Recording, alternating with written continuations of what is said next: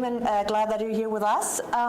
6 days to go until we know who is the next president of the US, and what do you think? How are the chances for Hillary Clinton to be it? The race is getting tighter indeed. I think you see some momentum on the Donald Trump side just because of what's been happening with the news cycle, although a news cycle that we should remember is being shaped by some particularly malign forces.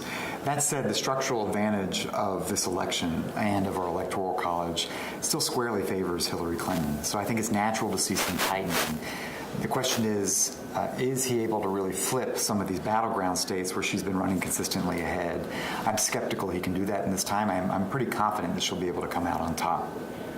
If we see a President Hillary Clinton, what do you think her first steps in foreign policy would be?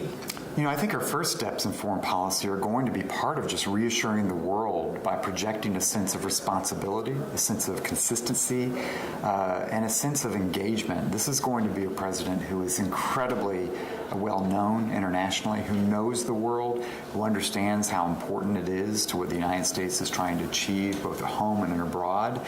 And I think there's so much rattling right now, so much uncertainty in the world, that simply a calming message that the United States is going to continue to be a responsible steward and actor on global affairs is the first order of business. What can Europe expect from a President Hillary Clinton? I think Europe can expect a couple of things. First of all, they're going to have a president who knows Europe inside and out. She's got pretty profound relationships, deep relationships with European leaders, which will come to great use.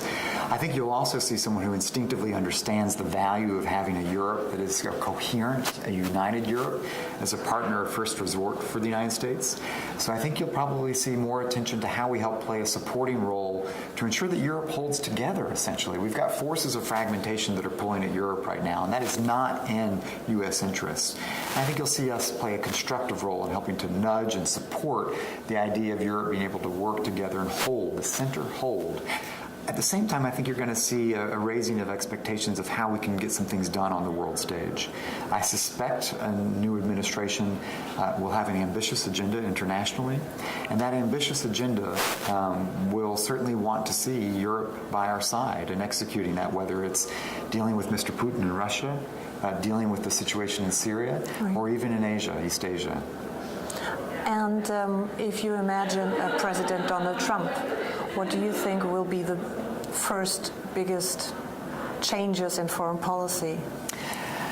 You know, it is really hard to predict. I think we're going to have a couple of things. I do worry about how the markets react and what's happening financially and globally. Right. And so in some respects, Donald Trump that wins is going to have to do and say some things that are not boorish, that are not bullish, that are not off the cuff. How does first a president-elect and then a president, if it were to be Donald Trump, actually reassure and calm nerves a little bit? We're going to see some rattling. We're watching that already play out in the markets. Second of all, we really don't know. We don't know where Donald Trump would take this because he hasn't really articulated that beyond some relatively disturbing slogans. So paying attention to the team that he builds and who he appoints is going to be really important in the foreign policy space. And then as we get into, if we were to get into a Trump administration, we know that this is somebody who is attracted by the deal. And I think there'll be a temptation out there for him to figure out where can he sit down and do the deal with people like Vladimir Putin. Mm-hmm. Frankly, that's music to Vladimir Putin's ears. He's eager to have a partner that will cut a deal. And I think that's a risky proposition for us. Thank you. Thank you. It's a pleasure being with you. Thanks a lot.